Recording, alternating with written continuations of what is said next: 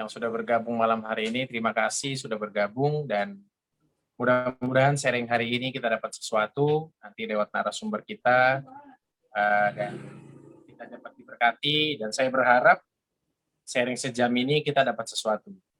Yang kita dapatkan adalah iman kita semakin bertumbuh dalam Tuhan, keyakinan kita semakin kuat dalam Tuhan, dan yang pasti semakin dewasa dalam Tuhan dan berbuah, menghasilkan buah. Itu tujuan utamanya. Jadi sebelum kita memulai acara kita nanti sharing kita, mungkin sedikit saya mau sampaikan ke teman-teman semua, kepada narasumber. Kalau saya sebagai pembawa acara berprinsipnya kita lebih ke arah, kita kan berbicaranya lebih ke arah praktisi. Jadi saya lebih suka bertanya jawab. Jadi teman-teman, kakak-kakak semua yang hadir, yang terlibat, silahkan tanyakan yang sesuai kebutuhan masing-masing. Jadi narasumber akan menjelaskan sesuai apa yang ditanyakan.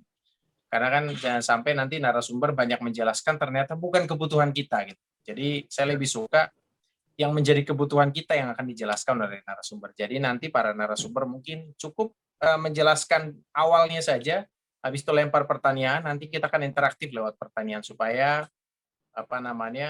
lebih mengarah ke apa yang dibutuhkan. Ya, terima kasih Pak Adi. Kita sungguh bersyukur malam hari ini, saudara-saudara, kita dapat bertemu di dalam Zoom kita, ya. Karena anugerah Tuhan, kita dipelihara dan dalam keadaan yang sehat.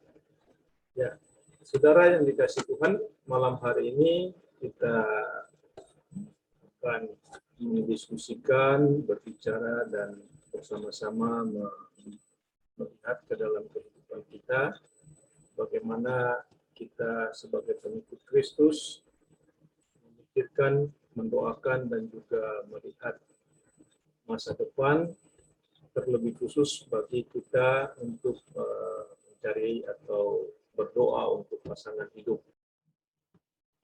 Ya, tema kita malam hari ini adalah jodoh di tangan siapa? Jodoh kita di tangan siapa? Ada yang mengatakan di tangan mertua, ada yang mengatakan di tangan mak comblang, ada yang katakan di tangan dirinya sendiri, ada juga yang katakan di tangan Tuhan. Jadi itu sangat bergantung kepada bagaimana cara kita memandang dan melihat siapa yang kita libatkan di dalam kita berdoa dan memilih jodoh kita itu nanti. Ya. Nah, persoalannya bagi kita adalah kita sebagai pengikut Kristus yang mempunyai firman Tuhan, apakah kita ini mencari jodoh atau memilih jodoh? Ada hal yang berbeda, saudara, di dalam prinsip yang sangat sederhana. Banyak orang mengatakan kita mencari jodoh. Padahal kalau kita membaca di Alkitab dengan jelas, tidak menunjukkan kepada pengertian mencari jodoh, tetapi lebih menyatakan kepada memilih jodoh. Mengapa? Karena sebenarnya Tuhan sudah menyediakan, Tuhan sudah menciptakan pasangan-pasangan itu.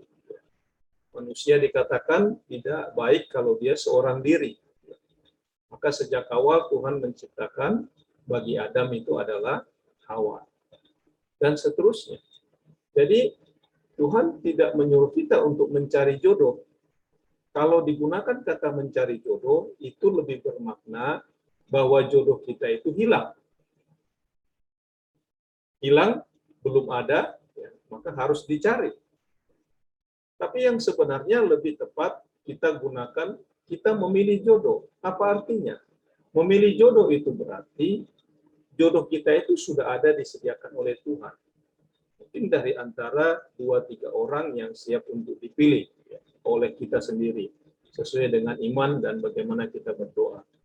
Nah, di dalam beberapa orang itu, maka kita perlu berdoa sungguh-sungguh. Ya, karena Tuhan sudah sediakan, dari antara itu ada yang sudah Tuhan berikan kepada kita. Ya. Maka kita tinggal melibatkan Tuhan dan kemudian memilih mana yang terbaik menurut kita, ya, menurut kita yang memilih. Itulah indahnya kita sebagai pengikut Kristus. Karena itu, mari kita dalam masa muda ini kita memilihnya jangan dari luar community kita atau jauh yang tidak seiman dengan kita. Itu akan membuat diri kita sulit sendiri. Tapi memilih itu justru adalah orang-orang yang dekat, yang sudah kita kenal, yang punya relationship dengan kita, yang sudah berhubung dengan kita, ya, itulah yang kita pilih. Karena Tuhan sudah sediakan ada di situ. Memang kalau di dalam seperti tradisi di suku kami, ya, orang Batak itu, ya, ketika akan menyampaikan jodohnya kepada orang tua, itu harus ditanya dulu. Kalau dia punya marga atau family name-nya sama dengan dia, tidak boleh. Ya. Jadi itu ada aturan-aturan sebagai tradisi di dalam budaya. Ya. Tetapi yang paling pasti bagi kita adalah kita perintahkan Tuhan untuk memilih jodoh kita. Ya. Karena Tuhan sudah menyediakan, bahkan menyediakan yang terbaik dari apa yang sudah ada. Ya. Nah, jodoh itu sebenarnya, saudara, boleh kita katakan jodoh di tangan Tuhan, bukan di tangan kita. Tetapi dengan statement ini, dengan pernyataan ini, saudara, ada juga dampak atau efeknya. Jodoh kita katakan di tangan Tuhan, itu akan sangat terpengaruh bagaimana kita bersikap terhadap statement itu. Apakah kita bersikap pasif atau kita bersikap aktif. Kalau kita bersikap pasif, itu berarti dalam pernyataan jodoh di tangan Tuhan, kita sedang putus asa. Ya, kita putus asa. Ya sudahlah, saya tak dapat jodoh saya. Ya, jodoh saya di tangan Tuhan. Kita tidak doakan lagi misalnya. Ya. Atau juga bersikap pasif itu artinya pasrah. Ya. Dia tidak membangun relasi dengan orang lain, ya, hanya berserah saja. Nanti Tuhan yang berikan. Dia pikir Tuhan berikan dari atas langit langsung jatuh, ya, seperti banyak di film-film itu, ya. Atau kalau di Malaysia dikatakan di wayang, ya. Ada di dalam wayang itu cerita-cerita begitu, ya. Pasrah dia, nanti akan diberi Tuhan. Ya. Karena dia katakan jodoh di tangan Tuhan. Atau juga secara pasif itu berarti dia tidak melibatkan Tuhan di dalam hal yang sangat penting bagi dia untuk harusnya memilih jodohnya. Padahal di Alkitab, kalau kita membaca, dan pada waktu yang lalu kita sudah pernah membahasnya, begitu banyak ayat firman Tuhan, bahwa Tuhan sendiri yang terlibat di dalam menentukan bagaimana kita yakin bahwa jodoh itu sudah Tuhan sediakan. Ya. Nah, ada juga sikap yang kedua, bagaimana dia bersikap. Ya. Kalau tadi bersikap secara pasif, itulah yang dia lakukan. Tapi kalau jodoh di tangan Tuhan, dia bersikap secara aktif, maka dia akan mengandalkan Tuhan. Ya. Segala sesuatu dia libatkan Tuhan. Dia tahu kalau bukan karena Tuhan, saya tidak dapat melangkah. Ya. Seperti hanya di dalam kisah di Alkitab, ya, baik itu Daud, kemudian juga kisah yang begitu kita sangat ingat bagaimana Abraham dan memilih jodoh bagi Ishak, ya, dan seterusnya. Selalu mengandalkan Tuhan. Ya. Tuhan yang berjalan di depan, Tuhan yang menuntun, bahkan memberikan suaranya dengan jelas. Ya. Boleh, kita harus bersikap aktif seperti itu. Ya. Dan yang kedua, kalau bersikap aktif itu juga berarti berserah sepenuhnya. Serahkan dalam membangun komunikasi, membangun relationship, berkenalan, ya, kita berteman dengan siapa saja, kita berserah bahwa saya ada dalam pimpinan Tuhan, Tuhan akan menuntun saya menemukan yang benar pasangan saya. Yang ketiga, ini juga penting, saudara. Bila kita bersikap aktif dalam memilih jodoh dan melibatkan Tuhan, maka itu berarti kita harus sedia terluka demi kebenaran. Kalau Tuhan katakan itu bukan pasanganmu, kita harus sedia terima. Ya. Jangan paksakan dia. Ya. Atau dia sudah melukai kita tanpa ada penyelesaian yang baik dan benar, maka itu pertanda bahwa dia bukan pasangan yang Tuhan mau berikan. Ya. Maka di dalam kebenaran itu, dalam ketaatan kita kepada firman Tuhan, kita harus bersikap aktif untuk mengambil keputusan. Sedia terluka. Terluka dalam situasi masa perjodohan itu masih lebih baik daripada nanti terluka yang lebih berat di dalam pernikahan. Memang sudah pasti masuk dalam pernikahan akan ada juga ya, perjumpaan karakter dan pribadi yang berbeda-beda. Nah, jadi saudara dikasih Tuhan, dari dua bagian tadi kita melihat bagaimana kita dapat menentukan dan memilih jodoh itu akan bergantung kepada bagaimana kita bersikap. Apakah kita mau pasif atau aktif. Kalau aktif, maka harus kita libatkan Tuhan. Tetapi juga bukan berarti hanya Tuhan saja. Kita juga harus lakukan pertemanan, berkomunikasi, dan seterusnya. Nah, dua bagian ini saya mau sharing pada malam hari ini sebagai awal, dan biar lainnya mengantar kita, saya kembalikan kepada moderator. Ya, terima kasih Pak buat penjelasan yang singkat tapi sangat bermakna sekali. Jadi sebenarnya nggak salah kalau orang bilang jodoh di tangan Tuhan sebenarnya ya. Jadi boleh tuh jodoh di tangan Tuhan, tapi bukan berarti kita jadi pasif, bukan berarti kita jadi putus asa, dan seakan-akan kita menunggu dan kita nggak berbuat apa-apa, kita tidak membuat menjalin komunikasi dengan orang lain gitu. Tapi yang pasti jodoh itu harus lawan jenis ya Pak. Oke, kita langsung ke bagian pertanyaan saja.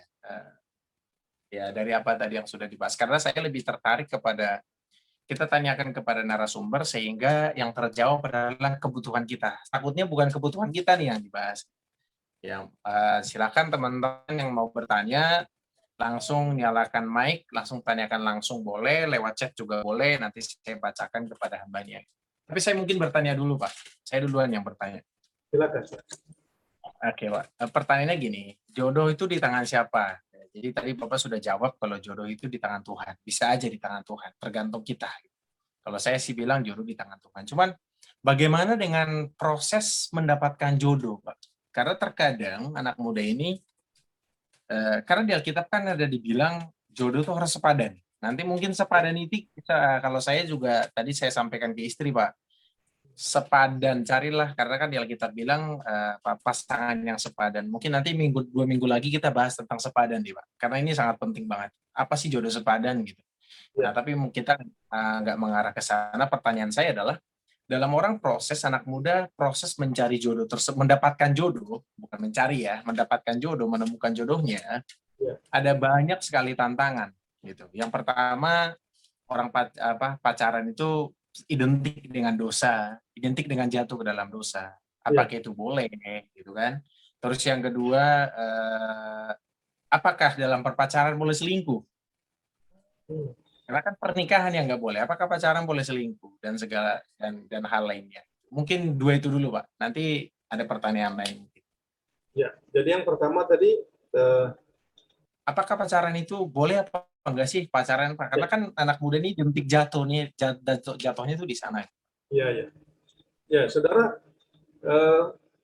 memang kita tidak menemukan ajaran Alkitab ya yang memberikan secara poin-poin detail apakah boleh berpacaran atau tidak dan seterusnya. Tetapi saudara, secara normal, secara sosial, itu adalah bagian bagi kita dalam berkomunikasi di masyarakat. Nah,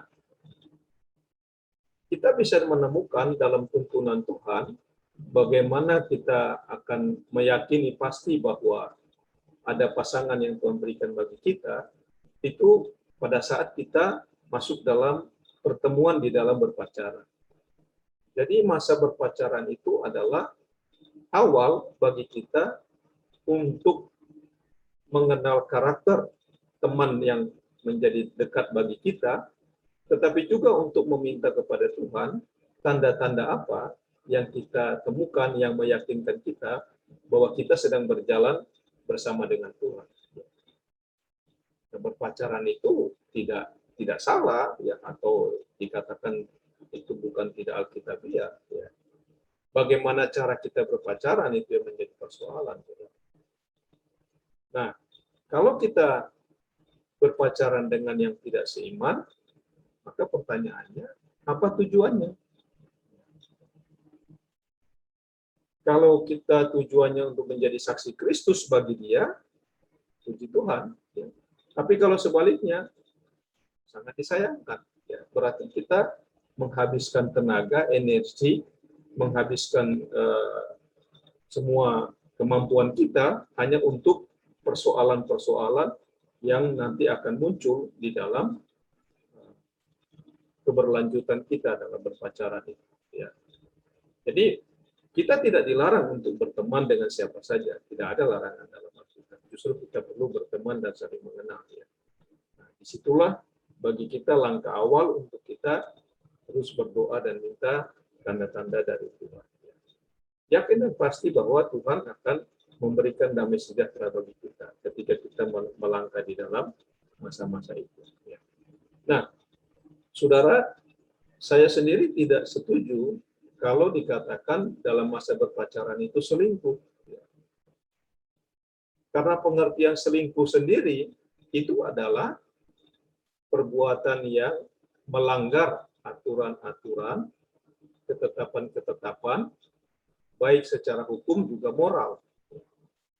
Jadi kalau masih berpacaran, belum sampai pada tahap hubungannya secara badani, ya. Itu hubungan suami istri. Jadi tidak ada istilah selingkuh. Tapi justru Alkitab mengatakan itu adalah dosa, najis di hadapan Tuhan. Alkitab jelas. Alkitab tidak pernah kompromi dalam hal itu.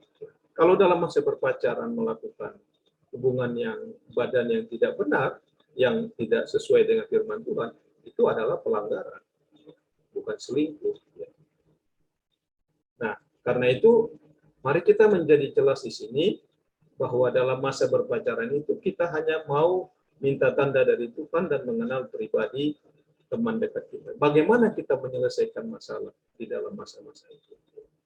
Kalau kita sudah sejahtera, barulah kita dapat melangkah pada tahap berikutnya.